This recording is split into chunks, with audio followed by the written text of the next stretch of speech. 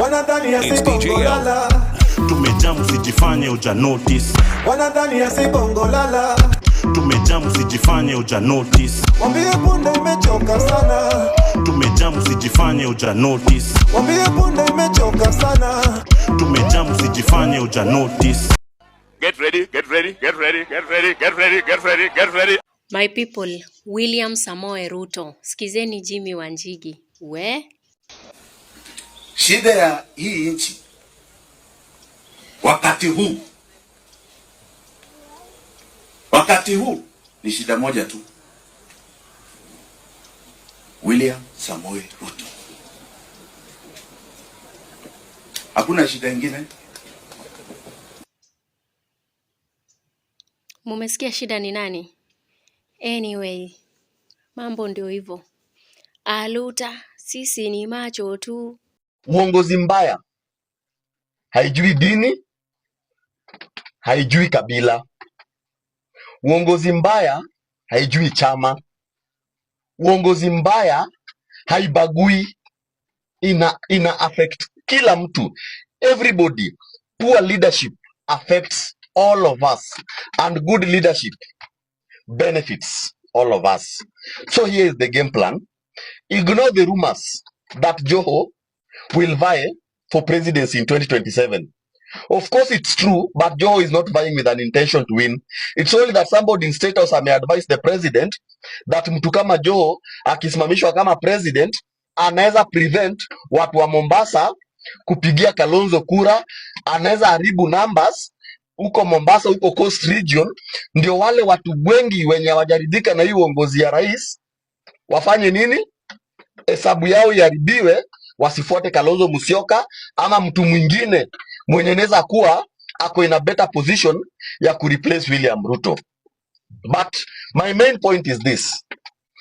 2027, the truth is Raila Odinga is vying for presidency.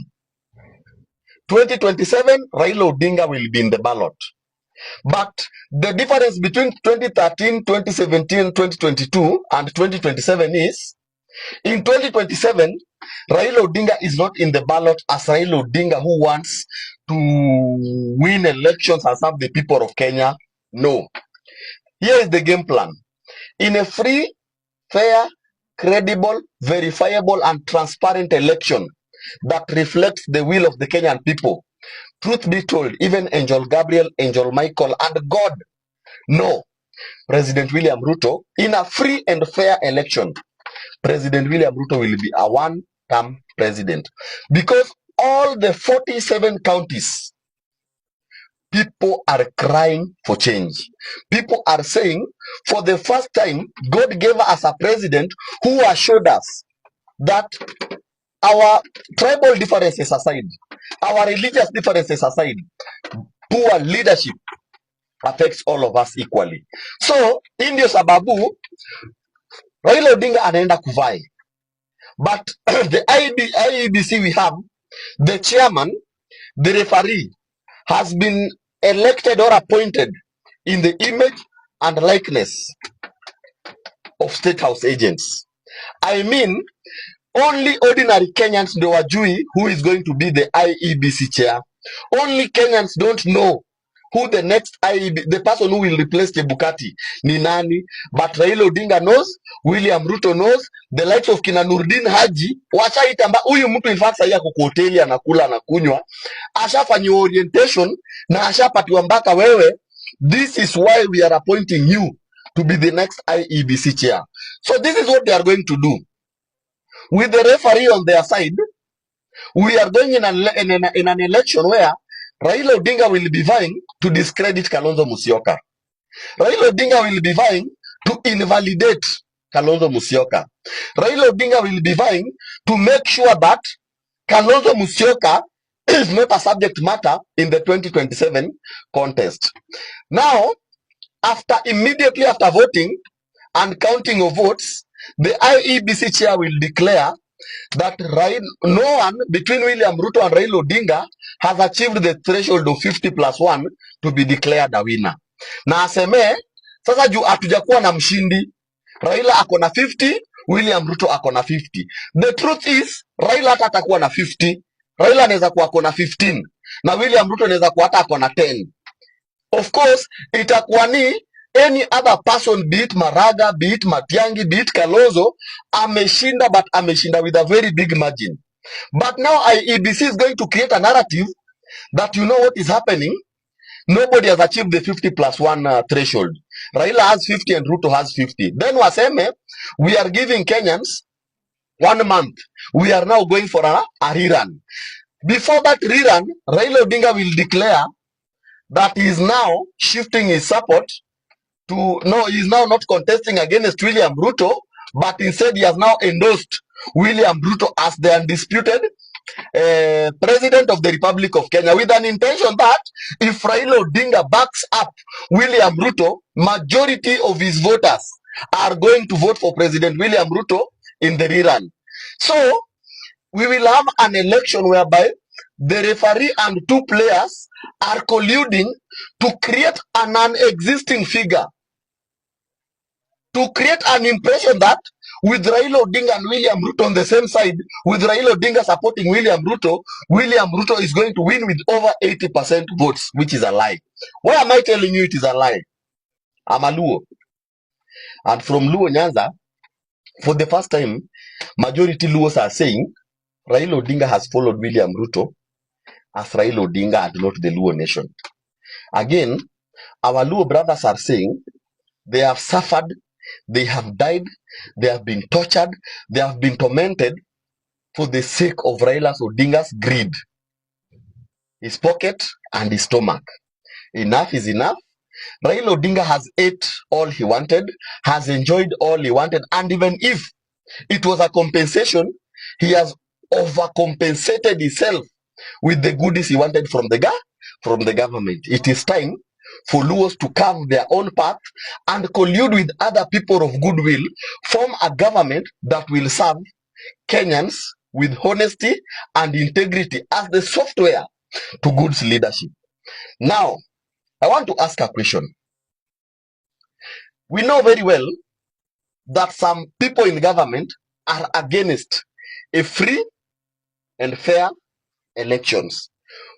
We as citizens of goodwill have an option of coming out in good numbers wherever we are for just one reason, to ensure that the 2027 elections, we don't vote and allow the counter of the vote to determine the winner. In a free and fair election, it should be the voter who determines the winner and not the counter of the votes being used by state agents to subvert the will of the Kenyan people. Last but not least, fellow Kenyans, sasa we as a country, sisi kama nchi, we have suspended the 2010 amended 2010 constitution. Now we are using, and we have a new constitution in this country called William Ruto. Did you umlisikia jana kwa kanisa?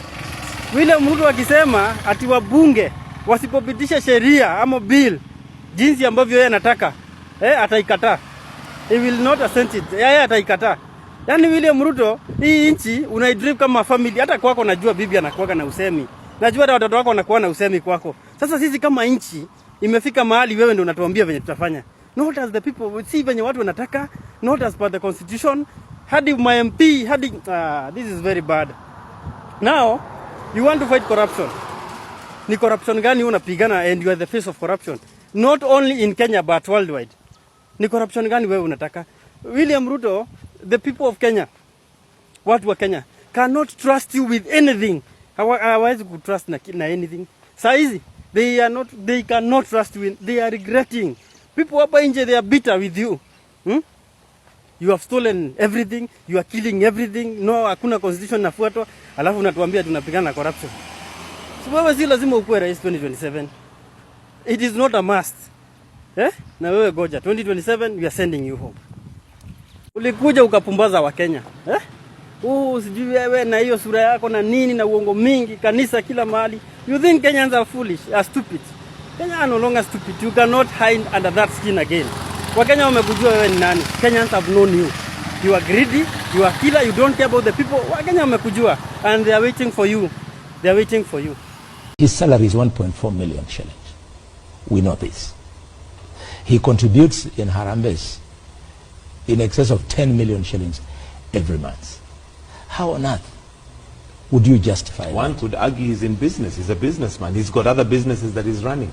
You want to make all Kenyans to laugh at that comment? That is What business would you be running unless you're dealing in drugs and have reason to believe that he's a very religious man? He doesn't do drugs.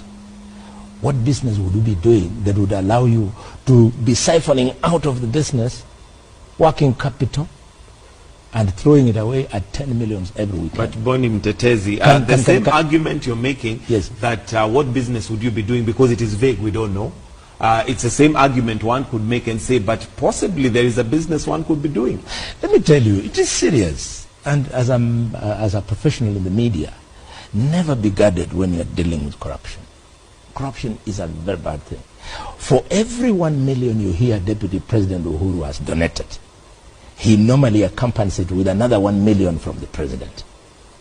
And all that retinue of leaders in the name of MPs and MCAs that you see him with, he usually distributes to them before they come to make their contribution 100,000 shillings each. So if they are 10, that is another 1 million. And sometimes he has 10, 20 of them. And MCAs, they'll be given between 20 and 50,000. So by the time you see 1 million given by the president, there is a million given by the president, and another 2-3 million shared for the other people who have accompanied him, so that it looks like the guy has got clout. So we are talking about, for example, where you see him recorded as spending 10 million, you might have found that in that particular month, he might have spent 10 times 3. So that is 30 million per month. You cannot justify this, and this is corruption. Good afternoon. I think we've agreed that among all those people who are looking for presidency, it doesn't matter whether they will be Gen Zs, they will be 20 years, 30 years, as long as they are over 18. There is no strong candidate and there is no weak candidate.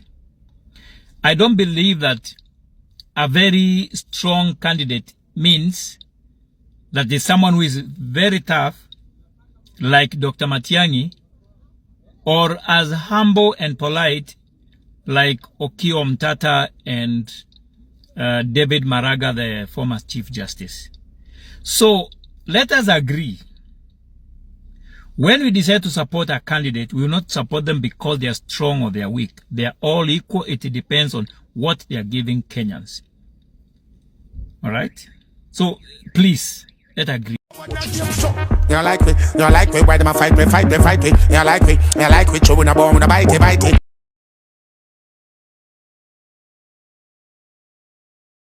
We don't trust them even if we bust them. We don't trust them, stay far, not touch them. We don't trust them, hope their man a suck them. Informer me say you must them.